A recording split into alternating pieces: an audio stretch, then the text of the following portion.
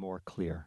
On one level, the dream represents the ideal and myth of artistic perfection, the apogee of creative struggle and endeavor, the liminal, mysterious forces at work in music and the arts. On another, it symbolizes Bill Frisell's search. I could never in any way achieve anything remotely close to what I heard in the dream, he says, but I got a glimpse of something to strive for, something real and concrete, something that I feel I actually heard, something I know is there. I'm always reaching out for things that are just a little bit beyond my grasp, different things that sort of float by a little outside my focus.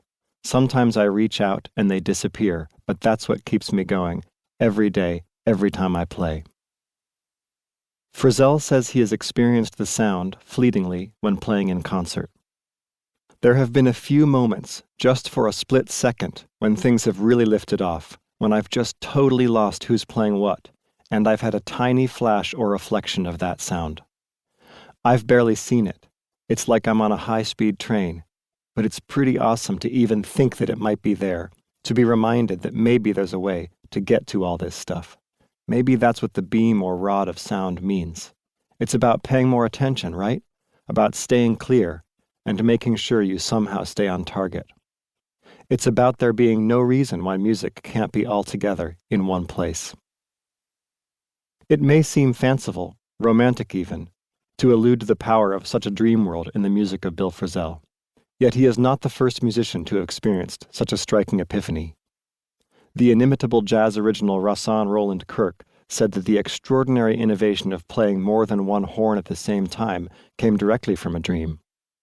The idea came from a whole lot of different dreams that I was having, he once said. I'd be so frustrated after I'd practiced, day in and day out, and I'd lay down and have these dreams. I'd hear different instruments simultaneously. One of the dreams showed me playing 2 instruments simultaneously. So after that, I set out to find the instruments that I heard in my dreams by looking in antique shops and different types of music shops and things.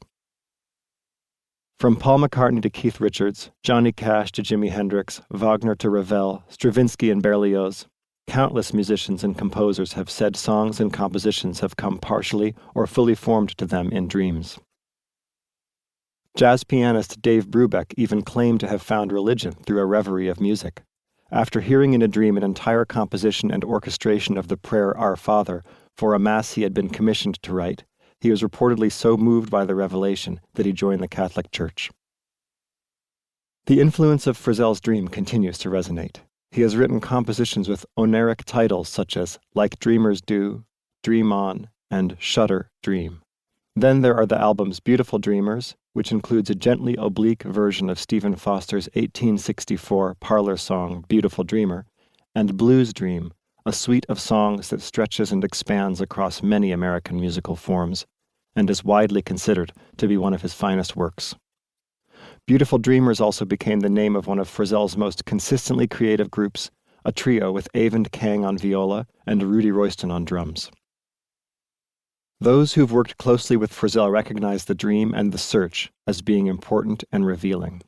Yeah, that sounds exactly what Bill is like, says drummer Kenny Wollesen when I describe the Frisell dream to him.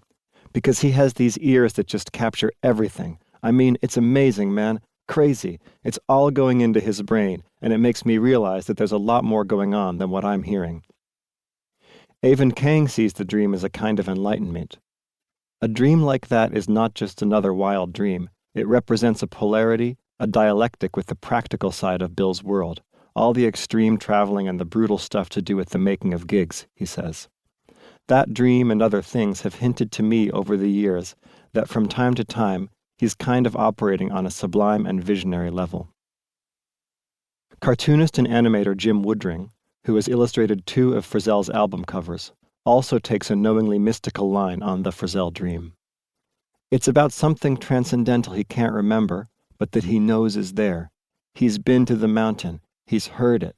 Jesus, that's a great story. It's like a chapter from the Bible, Bill's Revelations.